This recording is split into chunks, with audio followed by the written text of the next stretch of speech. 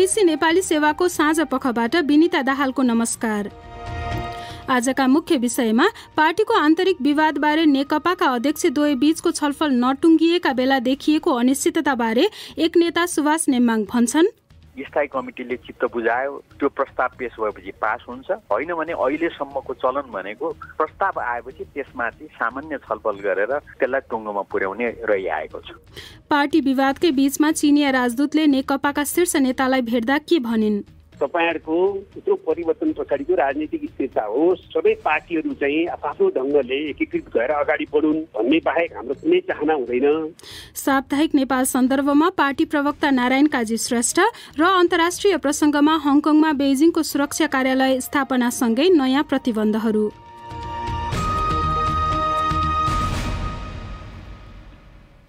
सबभन्दा पहिला आजका प्रमुख विश्व समाचार। प्रदीप बस्यालबाट समाचार सुन्नुहोस्। हङकङले शैक्षिक संस्थाहरूलाई एउटा निर्देशन दिँदै विद्यार्थीहरूलाई राजनीतिक अभिव्यक्ति दिनबाट रोक्न भनेको छ। उक्त भूमिमा चीनको सुरक्षा सम्बन्धी नयाँ कार्यालय खोलिएको केही घण्टामै हङकङको त्यस्तो निर्देशन आएको हो। विद्यार्थीहरूलाई नाराबाजी नगर्न र राजनीतिक गीत नगाउन भनिएको छ। बीबीसीका स्टेफन मकडोनल्ड भन्छन्, विद्यालयहरूमा उनीहरू धेरैले यसअघि राष्ट्रिय गान गाउने बेलामा प्रजातन्त्र पक्षधर गान ग्लोरी टु हङकङ गाएका थिए, जुन गीत अब हङकङमा गाउन पाइने छैन। बीबीसी संवाददाताको भनाई, उक्त सुरक्षा कार्यालयले अबदेखि हङकङमा बेजिङले दिएका अत्याधिक शक्तिको अनुगमन गर्नेछ। उक्त कार्यालयको नेतृत्व गरेका बेजिङका प्रतिनिधिले चाहिँ आफूहरू कानुनी जगमा बाँधिएर काम गर्ने बताएका छन्, तर उनले नयाँ कानुनमाथि हङकङका कुनै कानुन हावी नहुने बताए। संयुक्त राष्ट्रसङ्घले यमनमा आउन लागेको भोकमरीसँग लड्नका लागि आफ्ना निकायहरूसँग पर्याप्त स्रोत नभएको जनाएको छ। त्यहाँ रहेकी राष्ट्रसङ्घकी वरिष्ठ सहायता अधिकारी लिज ग्रान्डीले भयावह आर्थिक अवस्थालाई व्याख्या गर्दै त्यसले जोखिममा रहेका परिवारहरूलाई भोकमरीतर्फ धकेलिरहेको बताइन्। त्यहाँ स्थानीय मुद्रा निकै कमजोर हुँदा पछिल्लो सातामा मात्र आधारभूत खाद्यान्नको मूल्यमा 30% वृद्धि भएको थियो। श्रीमती ग्रान्डीले राष्ट्रसङ्घले अन्तर्राष्ट्रिय समुदायहरूबाट पहिले जसरी आर्थिक सहयोग पाउन छाडेको बताइन्।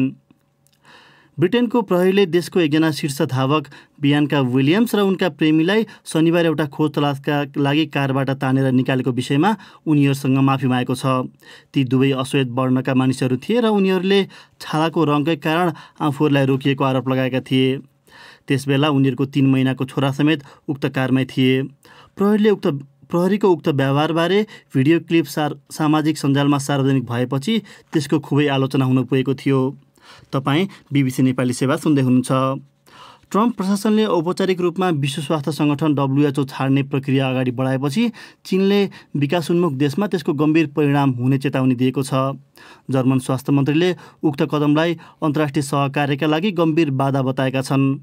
उता नोभेम्बरमा हुने राष्ट्रपति निर्वाचनमा डोनाल्ड ट्रम्पका प्रतिस्पर्धी जो बाइडेनले आफूले चुनाव जितेमा पहिलो दिन नै अमेरिकालाई पुनः WHOमा लैजाने बताएका छन्। एउटा ट्विट मार्फत उनले आफ्नो देश विश्वको स्वास्थ्य सुदृढ पार्न लाग्दा अमेरिकाहरू बढ्ता सुरक्षित रहेको बताए। राष्ट्रपति ट्रम्पले महामारीसँग जुझ्ने कामलाई लिएर उक्त राष्ट्रसङ्घीय स्वास्थ्य निकायको बारम्बार आलोचना गर्दै आएका छन्। वासिङटनले WHOलाई आफ्नो आर्थिक सहायता रोकिसकेको छ। श्रीलङ्काका वन्यजन्तु सम्बन्धी अधिकारीहरूले त्यहाँ थाहा भए ताकै हात्तीका पहिलो जुम्ल्या छावाहरू देखिएको बताएका छन्। ती जुम्ल्या छावा 3 वा 4 हप्ताको रहेको ठानिएको छ। बीबीसीकी जिल मकगिभरिन भन्छन्, यो निकै दुर्लभ घटना हो, खास गरी जिउँदै जुम्ल्या छावा जन्माउने काम। अधिकारीहरूले तिनको दिशामा DNA जाँच गरेर ती साँच्चीकै जुम्ल्या भएको पुष्टि गर्न खोजिरहेका छन्। बीबीसी संवाददाताको भनाई, मिनरिया राष्ट्रिय निकुञ्जमा हात्तीको झुन्डमा एउटा वयस्क ढोइले ती जुम्ल्याहरूलाई खुवाइरहेको देखिएको थियो। र भारतमा एकजना गुण्डा नायिके विकास दुबेलाई खोजिरहेका प्रहरीले उनका प्रमुख सहयोगीलाई गोली हानाहानमा मारिदिएको बताएका छन्। विवरण अनुसार मारिएका अमर दुबे गत साता 8 प्रहरीहरू मारिने गरी भएको भिडन्तमा संलग्न थिए। पछिल्लो शुक्रबार गुण्डाहरूको उक्त समूहलाई पक्राउ गर्न जाँदा उत्तर प्रदेश राज्यका ती प्रहरीहरू मारिएका थिए। प्रहरीले उक्त खानतलासीबारे गुण्डाहरूको समूहले कसरी सुइँको पायो भनेर अनुसन्धान भइरहेको बताएका छन्। उक्त घटनापछि त्यस गाउँ नजिकैका दर्जनौं प्रहरीको सरुवा गरिएको थियो। भारतमा निकै खोजिएका विकास दुबे माथि थुप्रै हत्या, अपहरण र फिरौती उठाउने घटनामा संलग्न भएको अभियोग छ। यो बीबीसी नेपाली सेवा हो।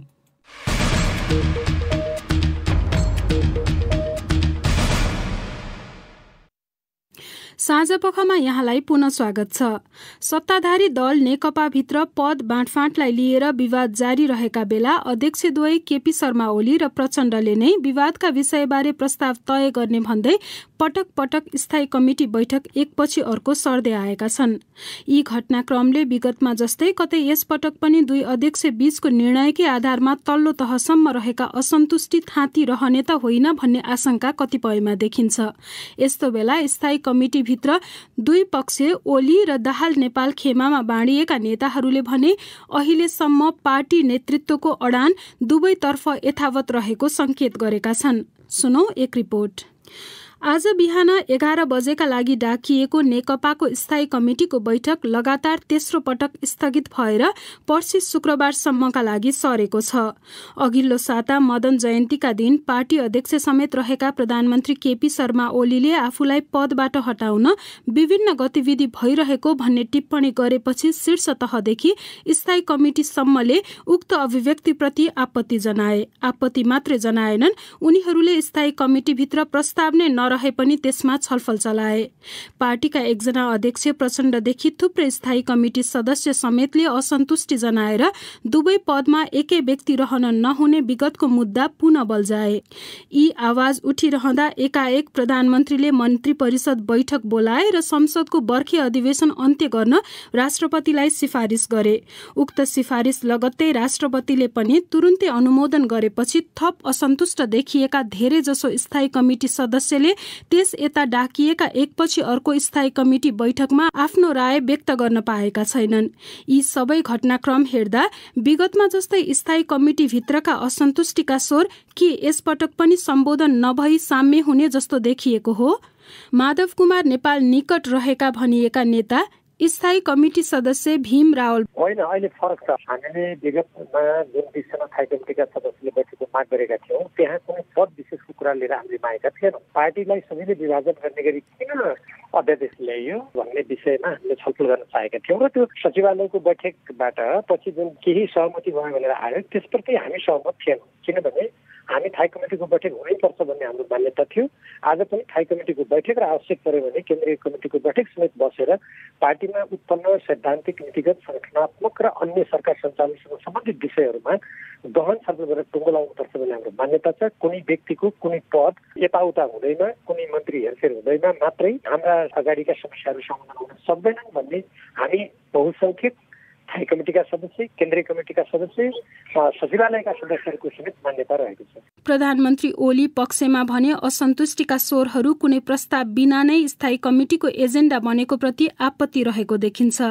त्यसैले दुई अध्यक्षबीच छलफलबाट प्रस्ताव आएपछि स्थायी कमिटीमा सामान्य छलफल भएर विवाद टुङ्गिने ओली निकट मानिने स्थायी कमिटी सदस्य सुभाष चन्द्र नेमाङ बताउँछन्। यसपटक अरू बेलाभन्दा फरक कुनै प्रस्ताव नै आएन, त्यसैले विवाद भयो, छरपष्ट भयो। धेरै लामो समय लाग्दा पनि कुनै टुङ्गोमा पुग्न सकिए। तर अब दुई अध्यक्षले सहमति गरेर एउटा राम्रो प्रस्ताव ल्याउनु भयो भनेदेखि स्थायी कमिटीले चित्त बुझायो, त्यो प्रस्ताव पेश भएपछि पास हुन्छ। होइन भने अहिलेसम्मको चलन भनेको प्रस्ताव आएपछि त्यसमाथि सामान्य छलफल गरेर त्यसलाई टुङ्गोमा पुर्याउने रहिआएको छ। कम्युनिस्ट पार्टीभित्र विवाद देखिएका बेला चिनिया राजदूतले नेकपाकै शीर्ष नेताहरू र राष्ट्रपतिलाई सम्म भेटेको भन्ने विवरणहरू आएका छन्।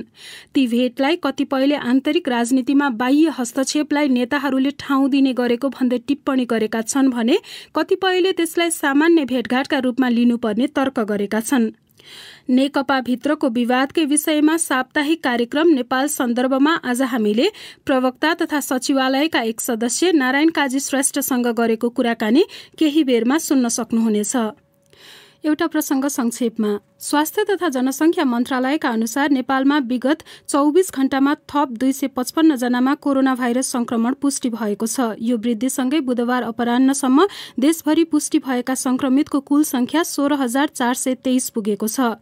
देशका 77 वटै जिल्लामा कोरोना भाइरस पुगेको भए पनि मन्त्रालयका अनुसार अहिले तेह्रथुम, भोजपुर, सोलुखुम्बु र हुम्ला जिल्लामा सक्रिय संक्रमण भएका व्यक्तिको संख्या 0 छ। अर्को विषय, संयुक्त राष्ट्र संघ सहित नेपाल स्थित प्रमुख दात्री निकाय र पश्चिमा देशका राजदूतावासले कोरोना भाइरस महामारीका माझ नेपालमा महिला तथा किशोरीमाथि हिंसा तथा यौन दुर्व्यवहार भएका चिन्ताजनक विवरण आएको भन्दै त्यसलाई गम्भीरतापूर्वक सम्बोधन गर्न नेपाल सरकारको ध्यानाकर्षण गराएका छन्। सुनौ फणिन्द्र दाहालको यो रिपोर्ट। राष्ट्रसङ्घको नेपालस्थित कार्यालय अमेरिका, ब्रिटेन, जापान सहित देशका सहायता निकाय, युरोपेली सङ्घ र विभिन्न पश्चिमा राजदूतावास गरी 12वटा निकायहरूले सङ्कटमा रहेका र सीमान्तकृत वर्गलाई विभेद नगर्न र सुरक्षित वातावरण प्रदान गर्न सरोकारवाला पक्षहरूलाई अनुरोध गरेका हुन्। कोरोना भाइरसको नियन्त्रण तथा रोकथामका लागि बनाइएका कतिपय क्वारेन्टिन स्थलमा महिला हिंसा भएका र उपयुक्त किसिमका सुविधा नभएका भन्ने विवरणमाझ राष्ट्रसङ्घ सहितका निकायले संयुक्त विज्ञप्ति जारी गर्दै पीडितहरूलाई न्याय तथा कानुनी उपचार प्राप्त हुने अवस्था सुनिश्चित गर्न सरकारलाई भनेका छन्।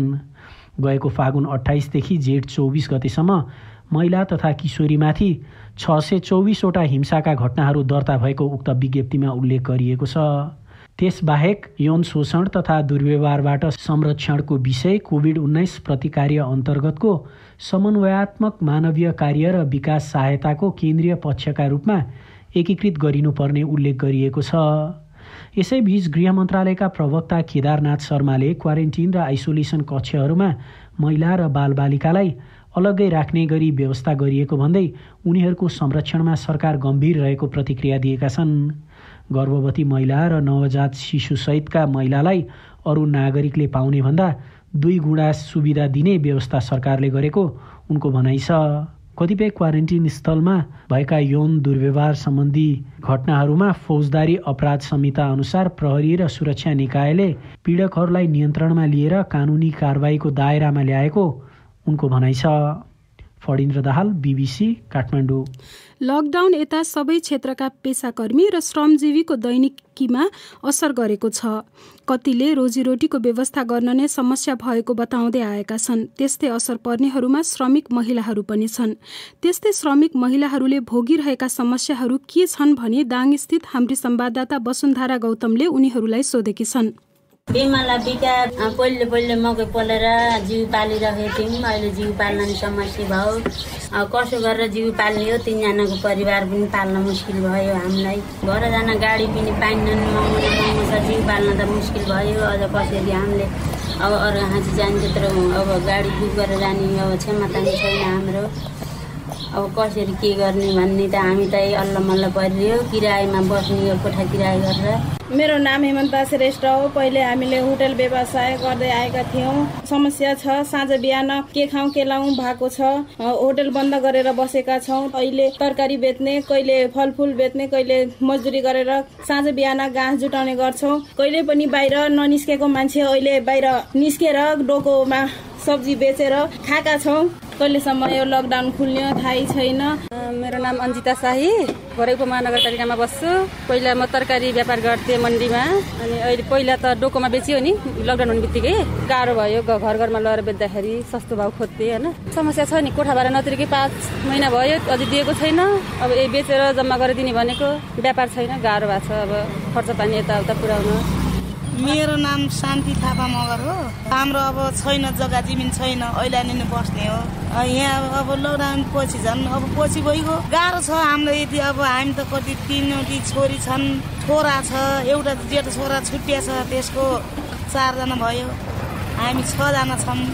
हामीले अब के गरेर पैसा कमाउने, कसरी कमाउने भन्ने हाम्रो त्यस्तै भइरहन्छ। नाम त मिना परिवार हो, घर रामपुर हो। 3टा छन् बच्चा, 5 जना छन् के परिवार। घरमा त्यही काम गरेर बुढाले काम गर्नुहुन्थ्यो, पुगिहाल्थ्यो। अहिले फेरि लकडाउनले गर्दाखेरि सब किनेर खानु पर्या छ। अनि तरकारी बेच्ने, तरकारी बेचेर केही उत्पादन आन्न, के गर्ने पानीमा भिजेर व्यवहार गर्नु पर्या छ। कहिले हुन्छ कहिले हुन्न।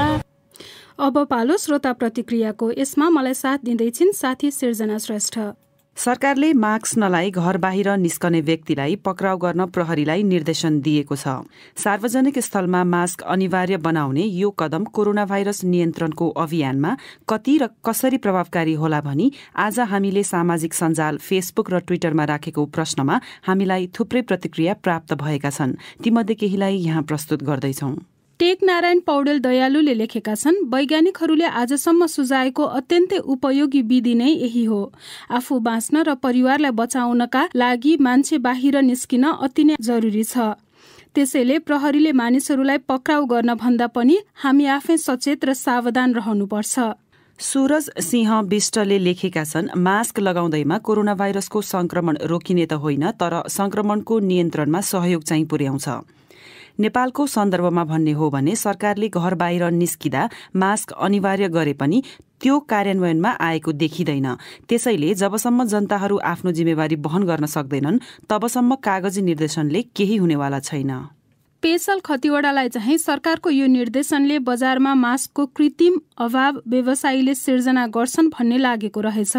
उनी लेख्छन्, सरकारको नियमले केही हदसम्म रोकथामका लागि मद्दत त गर्छ, तर बजारमा माग बढेको मौकामा व्यापारीहरूले मास्कको कृत्रिम अभाव देखाएर मूल्य बढाउने गरेका छन्।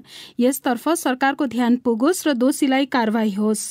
अजितमान तामाङले लेखेका छन्, सरकारले नियम लागू गरेर मात्र हुँदैन, मास्क निशुल्क वितरण पनि गर्नुपर्छ। पैसा नहुनेले कहाँबाट पाएर मास्क लगाउने, सबैको मर्का पनि बुझिदिनुपर्छ। सोलुखुम्बुको सगरमाथा क्षेत्र जोड्ने माप्य खुम्बु मितेरी ट्रस्ट ब्रिज निर्माण सम्पन्न भएपछि सिधै सडक मार्गबाट सगरमाथा क्षेत्र जान सकिने भएको छ भन्छन् सोलुखुम्बुबाट सुजाता तामाङ आफ्नो यो रिपोर्टमा।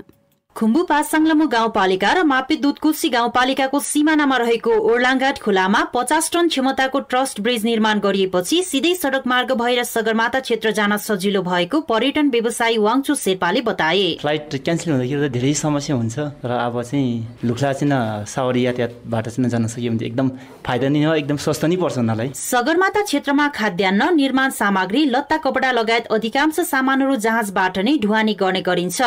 ढुवानी र आउटका लागि जहाजकै भर पर्नुपर्ने बाध्यतालाई मध्यनजर गरी ट्रस्ट ब्रिज निर्माणलाई पहिलो प्राथमिकतामा राखेर काम गरेको भन्दै माप्य दुधकुसी गाउँपालिकाकी उपाध्यक्ष जुनिता माया मगर भन्छिन्, सिजनमा एकदमै धेरै पर्यटकहरू आउने, मौसम बिग्रियो भने घट्टाउनु सेकुरेर फ्लाइट पर्खेर बस्नुपर्ने अवस्थाहरू छ। सदरमुख क्षेत्रमा जति धेरै उत्पादन भए पनि त्यो उत्पादन भएको कृषि उपजहरूलाई चाहिँ खुम्बुमा त्यति धेरै माग छ, तै पनि हामीले त्यहाँसम्म पुर्याउन नसक्ने यस्तो थुप्रै कारणहरूले गर्दाखेरि चाहिँ तिनै तहको सरकारहरूको लगानीमा हामीले निर्माण गरेका छौँ। उक्त ट्रस्ट ब्रिज निर्माणका लागि दुवै गाउँपालिकाले 3-3 करोड, प्रदेश सरकारबाट 2 करोड र संघीय सरकारबाट 1 करोड लगानी गरेको थियो।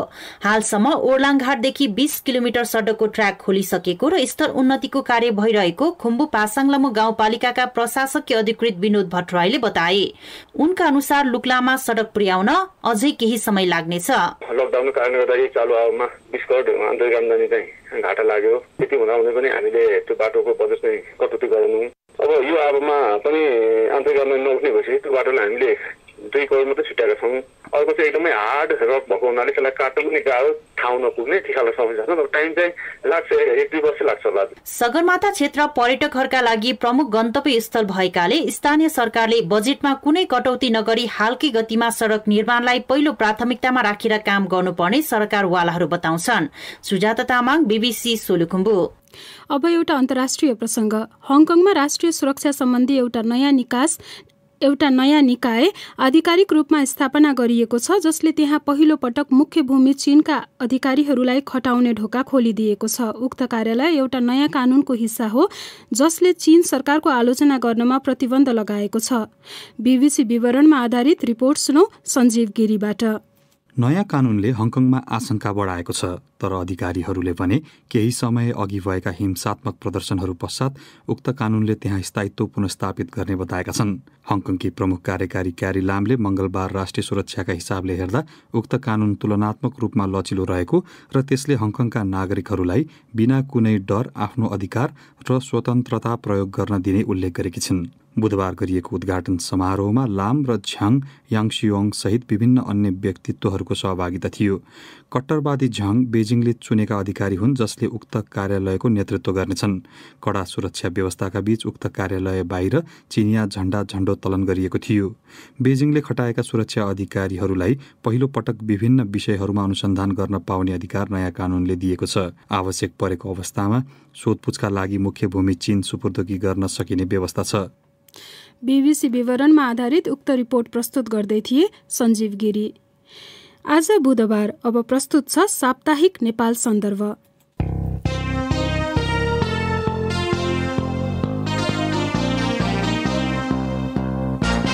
नेपाल सन्दर्भबाट प्रदीप बस्यालको नमस्कार।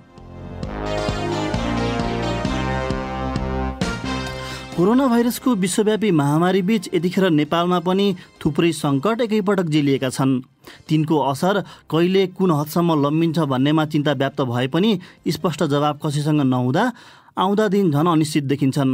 तर सरकारको नेतृत्व गरिरहेका प्रधानमन्त्री केपी ओलीको व्यस्तता र दौडधुप यतिखेर आफ्नो पद जोगाउनमा केन्द्रित देखिन्छ। मन्त्रीहरू समेत पार्टीका नेता मिलाउन अधिक समय खर्च गरिरहेका छन्। अझ थुप्रै पटक तोकिएको स्थायी समिति बैठक पनि रद्द भइरहँदा नेकपाका शीर्ष नेता एवं उनीहरूसँग यसैबीच भेटघाट गरेकी राष्ट्रपतिसँग चिनिया राजदूतको भेटघाटले नेकपामा कतै विदेशी स्वार्थ हावी हुन थालेको त होइन भन्ने सन्देह समेत सृजना गरेको छ। यसै विषयमा केही बेर अघि हामीले पार्टी प्रवक्ता समेत रहेका नेकपाका एकजना सचिवालय सदस्य नारायण काजी श्रेष्ठलाई सम्पर्क गरी सोधेका थियौँ।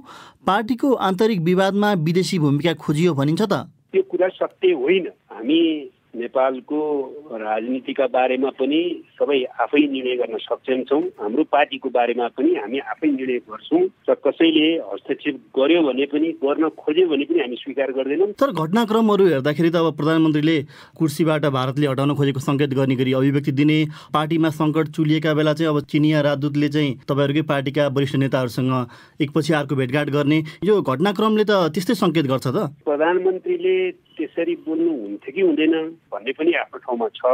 त्यो बारेमा त हाम्रो पार्टीमा छलफल नै भएको छ। तर हाम्रो अहिले पार्टीमा वा हाम्रो देशमा प्रत्यक्ष रूपमा यहाँको राजनीतिक गतिविधिलाई प्रभावित गर्ने गरी कुनै हस्तक्षेप कसैले गर्न खोजेको अनुभूति पनि भएको छैन। निश्चित रूपमा गत कालमा नेपालका कतिपय शासकहरू, कतिपय सरकारहरू, कतिपय राजनीतिक पार्टी र नेतृत्वको भूमिकाका कारणले गर्दाखेरि वैदेशिक हस्तक्षेप एउटा वा अर्को रूपमा हामीले बेहोर्नु परेको स्थिति हो र संविधान निर्माणको प्रक्रियामा पनि नाकाबन्दीको सन्दर्भमा पनि हामीले त्यो देखेका हौँ। तर त्यसलाई हामीले चिर्यौँ, हामीले असफल पार्यौँ र अहिले त्यस प्रकारको हस्तक्षेपको प्रक्रिया नाङ्गो रूपमा यहाँ देखा परेको स्थिति छैन। हामीले पछाडि धकेल्न सफल भएको छौँ। चाहना होला, चाहना अन्तर केही गतिविधि गर्न पनि खोज्ला। त्यसो भए नारायणजी, जस्तो अब यो पार्टीको बैठक सारिरहने, अब यही बेलामा चाहिँ तपाईँहरूका पार्टीका दुईजना वरिष्ठ नेताहरूलाई चाहिँ चिनिया राजदूतले भेट्ने यो समय र सन्दर्भले चाहिँ सशङ्कित पारेको छ धेरैलाई। तपाईँका पार्टीका नेताहरूसँग चिनिया राजदूतले के कुरा गरिछन्, तपाईँको त कुरा भयो होला नि? यस्तो बेलामा कुन सन्दर्भमा भेटघाट गर्ने भन्ने कुरा सोच्दाखेरि राम्रो हुन्थ्यो। तथापि भेटघाटमा चाहिँ चिनिया राजदूतले नेपालको आन्तरिक मामलामा, तपाईँहरूको पार्टीको आन्तरिक मामलामा शुद्ध तपाईँहरूको कुरा हो भन्ने कुरामा हामी चाहिँ एकदम स्पष्ट छौँ। त्यसमा हाम्रो कुनै आफ्नो कुरा भन्ने नै छैन। तपाईँहरूको यत्रो परिवर्तन पछाडिको राजनीतिक स्थिरता होस् र सबै पार्टीहरू चाहिँ आफ्नो ढङ्गले एकीकृत भएर अगाडि बढुन् भन्ने बाहेक हाम्रो कुनै चाहना हुँदैन। अब हाम्रो कुनै भूमिका पनि हुँदैन। त्यस कारण तपाईँहरूको आफ्नै निर्णय हो भन्ने कुरामा चाहिँ उहाँहरूले सन्दर्भवश चर्चा गर्नुभएको हो। तर त्यस प्रकारको कुनै सिफारिस, कुनै सुझाव नेपालको पार्टीको सन्दर्भ वा आन्तरिक राजनीतिका सन्दर्भ उहाँहरूको छैन।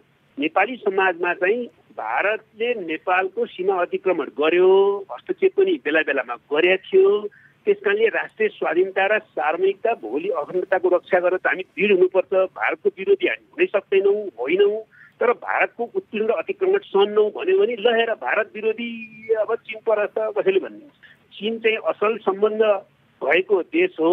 चीनले हाम्रो नेपालमा हस्तक्षेपको भूमिका त खेलेको छैन, त्यो राम्रो पक्ष हो भन्यो भने चीन परस्त। एमसीसी चाहिँ अहिले बहसमा छ। कसैले चाहिँ आफ्नै दृष्टिकोणको आधारमा एमसीसी त हामीलाई चाहिन्छ, स्वीकार गर्नुपर्छ, अनुमोदन गर्नुपर्छ भनेर कसैले भन्यो भने त्यो चाहिँ अमेरिका परस्त अथवा सिआइएको एजेन्डै भनिदिनु। एमसीसी चाहिँ यथास्थितिमा स्वीकार गर्नै सक्दैन भन्यो भने ल यो चाहिँ विकास विरोधी वा चाहिँ अमेरिका विरोधी भनिदिनु। यस प्रकारको षड्यन्त्रको सिद्धान्तमा हामी फस्नु हुँदैन। तर अब जुन गोप्य सहमति, गोप्य संवाद, गोप्य सम्झौता हुने जुन हाम्रो विगत देखिन्छ, त्यसले गर्दाखेरि चाहिँ अब तपाईँ नै परराष्ट्र मन्त्री हुँदाखेरि चाहिँ जुन कूटनीतिक संवाद हुँदाखेरि परराष्ट्रका कर्मचारी राख्ने भन्ने कुरा चाहिँ यसमा पालना भएको देखिएन नि त। अनि मानिसहरूलाई शङ्का गर्ने बाटो त दियो तैले। कूटनीतिक आदर्शताको पालनामा नेपालको राजनीतिक पार्टीका नेताहरूले, उच्च स्तरका कर्मचारीहरूले पनि जुन प्रकारको व्यवहार पालना गर्ने कुरामा अझै पनि ध्यान गएको छैन। त्यो गम्भीर कमजोरी हो। तर त्यसको अर्थ चाहिँ नेपालमा केही भयो कि यो चाहिँ नेपालीले गरे होइन होला, यो भारतको हो कि चाइनाको हो कि अथवा अमेरिका हो कि अथवा कसको हो भन्ने जस्तो कुरा गरिहाल्ने जो कन्स्पिरेसी थ्योरी विकास भएको छ यो कतै राम्रो गर्दैन। त्यसो भए अब यतिखेर पार्टीको विवाद कहाँ पुगेको छ भनिदिनुहोस् न त। पार्टीमा अहिले छलफल भइराखेको छ होइन। पार्टीमा हाम्रो बटम लाइन के हो भने पार्टी एकताको रक्षा गर्दै यसलाई चाहिँ रूपान्तरण गर्ने हो, दृढ गर्ने हो, यो हाम्रो बटम लाइन हो। अब बैठकको मध्यतिर आएर तपाईँहरूले अब केपी ओलीको दुवै पदबाट राजीनामाको माग उठाउनु भएको थियो, त्यो चाहिँ कहाँ पुग्यो? कस्तो हो भने पार्टीमा औपचारिक रूपमा कसैको पनि राजीनामाको प्रस्ताव पेश भएको छैन। बहसका क्रममा बोल्ने क्रममा विभिन्न कमरेडहरूले आफ्नो धारणा राख्नु भएको छ। विभिन्न विचारहरू, विभिन्न प्रस्तावहरू आफ्नो व्यक्तिगत तर्फबाट व्यक्त भएका छन्। त्यसलाई चाहिँ सम्बोधन गर्न पर्छ। म के भन्न चाहन्छु भने पार्टी चाहिँ केही होइन, पार्टीको बैठक पनि केही होइन भन्न चाहिँ कसरी मिल्दैन। तर तपाईँले अब बैठकको कुरा उठाउनु भयो, तर अब केपी ओली निकट कतिपय नेताहरूले त यो एकताका क्रममा दुईटा अध्यक्षको मात्र हस्ताक्षर चल्ने, यो बहुमत या बहुसङ्ख्यक नेताहरूको के अर्थ नहुने भन्ने कुरा जुन आयो, अब त्यो भनेपछि त बैठकको अर्थ नै के रहेछ त? हामी पार्टी एकता जसरी गऱ्यौँ महाधिवेशनसम्म जाँदाखेरि सहमतिको स्पिरिटमा जाउँ है, समझदारीको स्पिरिटमा जाउँ है भन्ने हो। त्यसमा त यो पार्टीको कुनै कमिटी पनि काम लाग्दैन, पार्टीमा व्यक्त भएका विचारहरूको कुनै अर्थै छैन। अनि सहमतिको नाममा एकमति भए चल्ने, तर चाहिँ बहुमति अथवा धेरै साथीहरूले के विचार राख्यो, के धारणा राख्यो त्यसको कुनै अर्थै नहुने भने त होइन नि। समझदारीको आधारमा जाने प्रयत्न गरौँ, महाधिवेशनसम्म भनेको सही हो, त्यो स्पिरिट सही छ। तर त्यसको अर्थ दुईजना मात्रै मिले हुन्छ बा सहमति हुँदैन भने एकजनाले जे भन्छ त्यही गरे हुन्छ भन्ने कुरा त भन्न मिलेन नि त। त्यसलाई सही परिप्रेक्ष्यमा बुझ्नु पर्यो। अब सुभाष नेमाङजीले केही बेर अघि हामीसँग कुरा गर्दाखेरि चाहिँ अब दुईटा अध्यक्षले एउटा प्रस्ताव लिएर आउँदै हुनुहुन्छ, त्यसमा अब सामान्य छलफल भए जस्तो गरेर यो टुङ्गिन सक्छ भन्नुभएको छ। भनेपछि अब यो केन्द्रीय समितिको बैठकको प्रस्ताव पनि उठिरहेछ। त्यसरी अवमूल्यन गर्न मिल्दैन। उहाँहरूले केही लिएर हुन्छ अनि सामान्य छलफल गरे जस्तो गरी भन्न मिल्छ। बैठक नै मुख्य कुरा हो नि। अझ आवश्यकता पर्यो भने केन्द्रीय कमिटीको बैठकमा पनि जानुपर्छ। तर एउटा कुरा थियो नि, पार्टी एकताको रक्षा गर्छौँ, यो पार्टीलाई अकर्मण्यताको दिशामा गएर विकर्ण विषयको दिशामा जान दिँदैनौँ। सरकारको कार्यभारको कुरा उठाइहाल्नुभयो, जस्तो अब देश यतिखेर पुरै सङ्कटमा छ, कोरोना भाइरसको महामारी यस्तो व्याप्त छ, सलाइरहेको छ, अब अर्थतन्त्रहरू चौपट भइरहेछन्। अब यस्तो बेलामा चाहिँ सत्तारूढ पार्टीको ध्यान चाहिँ नेतृत्वमा शक्ति बाँडफाँडमा लागिरहँदा चाहिँ जनताहरूले के भन्लान् भनेर तपाईँहरूको बैठकमा छलफल हुँदैन, नेताहरूबीच छलफल हुँदैन? व्यक्तिको भूमिकाको कुरा, व्यक्तिको सम्बन्धको कुरा, व्यक्तिको चाहिँ शक्ति बाँडफाँडको कुरामा बैठकमा भएको छलफललाई सीमित गर्यौँ भने बा त्यसलाई नै मुख्य बनायौँ भने हामी बैठकलाई सही दिशातिर लैजाँदैनौँ। अहिलेको आवश्यकता पुरा गर्दैनौँ। यो गलत व्याख्या हो। यो पार्टी एकतालाई पनि सुदृढ गर्दै सरकारलाई पनि सफल बनाउँदै अहिलेको राष्ट्रको कार्यभारलाई कसरी पुरा गर्छौँ भन्ने कुरामा छलफल हुँदाखेरि व्यक्तिको अहिलेको भूमिका र व्यक्तिहरूका भूमिकाको बारेमा नि छलफल हुनु स्वाभाविक हो। तर मुख्यत त्यो कुरालाई लक्ष्यलाई केन्द्रबिन्दु बनाएर गरिराखेका छौँ हामी छलफल। व्यक्तिको मात्रै सन्तुष्टि असन्तुष्टि कुरा गर्यो भने त यो क्राइसिस आइरहन्छ सधैँ। कहिले सन्तुष्ट बनाउन सक्नुहुन्छ र तपाईँ? हवस् त, नेपाल सन्दर्भमा सहभागी भइदिनु भएकोमा नेकपाका प्रवक्ता नारायण काजी श्रेष्ठलाई धन्यवाद। र नेपाल सन्दर्भ प्रस्तुत गर्दै थिए साथी प्रदीप बस्याल। अब उनैबाट सुनौ आजका प्रमुख विश्व समाचार संक्षेपमा। हङकङमा बेजिङको सुरक्षा सम्बन्धी नयाँ कार्यालय खोलिएको केही घण्टामै शैक्षिक संस्थाहरूलाई दिइएको एउटा निर्देशनमा विद्यार्थीहरूलाई राजनीतिक अभिव्यक्ति दिनबाट रोक्न भनिएको छ। संयुक्त राष्ट्रसङ्घले यमनमा आइरहेको भोकमरीसँग लड्नका लागि आफ्ना निकायहरूसँग पर्याप्त स्रोत नभएको जनाएको छ। ब्रिटेनको प्रहरीले देशको एकजना शीर्ष धावक बियान्का विलियम्स र उनका प्रेमीलाई शनिबार एउटा खोज तलासका लागि कारबाट तानेर निकालेको विषयमा उनीहरूसँग माफी मागेको छ। ट्रम्प प्रशासनले औपचारिक रूपमा विश्व स्वास्थ्य सङ्गठन WHO छाड्ने प्रक्रिया अगाडि बढाएपछि चीनले विकासोन्मुख देशमा त्यसको गम्भीर परिणाम हुने चेतावनी दिएको छ। र श्रीलङ्काका वन्यजन्तु सम्बन्धी अधिकारीहरूले त्यहाँ थाहा भए ताकै हात्तीको पहिलो जुम्लिया छावाहरू देखिएको बताएका छन्।